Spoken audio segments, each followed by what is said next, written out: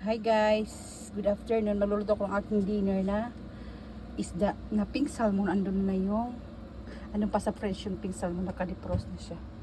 So ito yung ingredients ko.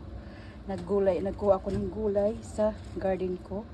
Kangkong, konti lang kasi parang nanigas yung kangkong ko, nanilaw siya. Tapos ito lang yung pinakamaganda yung tubo, yung talbos ng kamote. At saka green bell pepper, and then spring onions, yung dahon.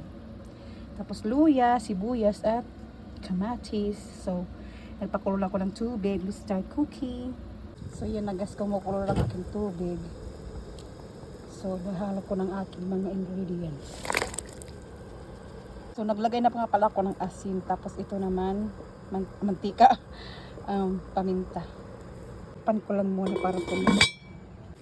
Ayan na guys, kulo na siya.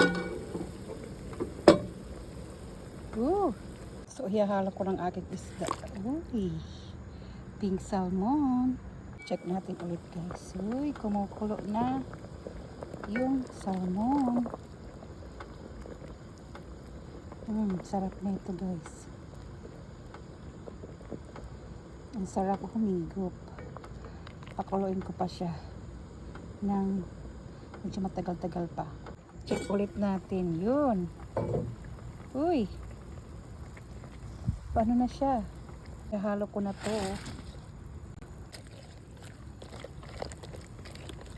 Tapos ang ating talbos ng kamote. Ang yummy nito.